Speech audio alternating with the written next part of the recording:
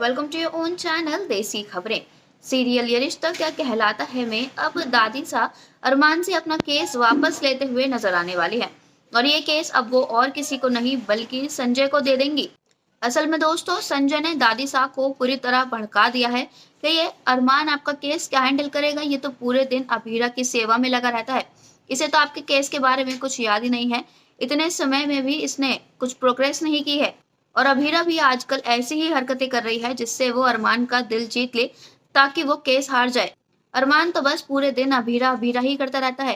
Case के बारे में तो अब उसे कुछ अता पता ही नहीं है। अभीरा के चक्कर में तो अब उसे ये भी याद नहीं है कि उसे आपको ये केस जिताना है और अभीरा को हराना है। दोस्तों, यहाँ संजय ने दादी सास से कहा है कि आप मेरा विश्वास मानिए, अरमान का आपको जिताने में अब कोई इंटरेस्ट नहीं है।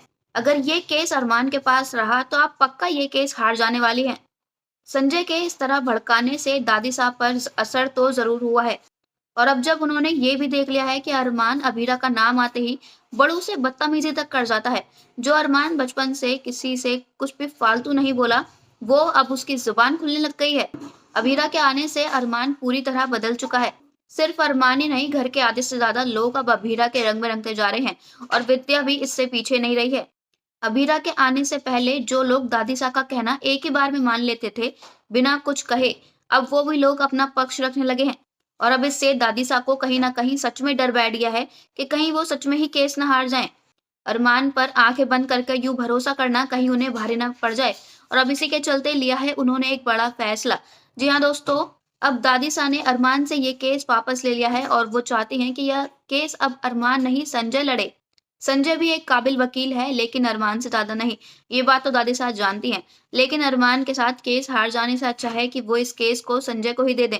और अब यही सोचकर उन्होंने सभी घर वालों के सामने ये ऐलान कर दिया है कि उनका केस अब संजय लड़ेगा। दोस्तों, ये ऐलान सुनकर तो सभी घर वालों के पैरों तले जमीन ही निकल गई। किसी ने ये नहीं सोचा था कि दादी सा ऐसा करेंगी। दादी सा तो अरमान से बहुत ज्यादा प्यार करती हैं, वो उनका सबसे लायक बच्चा है। और अरमान के साथ ही दादी सा ने ऐसा किया, ये किसी ने एक्सपेक्ट नहीं किया था। अरमान को दादी सा की इस बात से बहुत बुरा लगने वाला है। और वो यहाँ उनसे कहने भी वाला है कि आप ऐसा क्यों कर रही हैं। मुझसे क्या गलती हुई है जो आपने मुझसे ये केस वापस ले लिया। मैं तो जी जान से इस केस पर काम कर रहा था। फिर ऐसा क्या हो गया जो आपको मेरे पे भरोसा नहीं रहा और आपने ये फैसला ले लिया। अरमान ने यहाँ कहा है कि मुझसे कुछ गलती हो गई है तो प्लीज मुझे माफ कर दीजिए।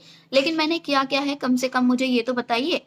आपको भी पता है कि आज तक मैं हर केस जीता हूँ और आपको मैं ये केस जिता कर ही रहता। फिर ऐसा क्या हो गया दादी सा। दोस्तों, यहाँ दादी सा अरमान को टोंट मारने वाली हैं कि तुम्हें अभीरा से फुर्सत मिले तभी तो तुम मेरा केस संभालो। मैं इतने दिनों से तुम्हें देख रही हूँ, तुम्हारा तो केस पर कुछ ध्यान ही नहीं है। तुम सिर्फ अभीरा अभीरा की रट्टी लगाए रहते हो। तुम्हारे और अभीरा के चक्कर में मैं जेल तो नहीं जा सकती ना।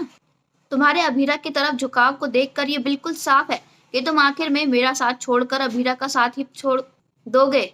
अब जिस तरह दादी सा ने अरमान की काबिलियत पर शक करके उससे ये केस वापस ले लिया है, उससे अरमान को बहुत बड़ा झटका लगा है। दोस्तों, आपको क्या लगता है अब अरमान का अगला कदम क्या होगा? क्या वो दादी सा को मनाएगा कि वो उसे ये केस वापस दे दें या फिर नहीं? अपनी राय हमें कमेंट्स में